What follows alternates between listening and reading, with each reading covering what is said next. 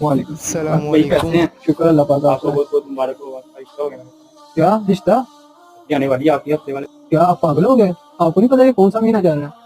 اس مہینے میں نہ سفر کرتے ہیں نہ شادی کرتے ہیں. آپ کو کس نے بول دیا میری شادی ہے؟ میں تو نہیں کہہ رہا اس مہینے. آپ سن کر بہت افسوس ہوا. یہ تو جاہل لوگوں کا عقیدہ ہے کہ سفر کا جو مہینہ ہے یہ منحوس ہے. اس کے اندر جو حادثات ہوتے ہیں یہ مطلب سفر کے مہینے کی وجہ سے ہوتے ہیں.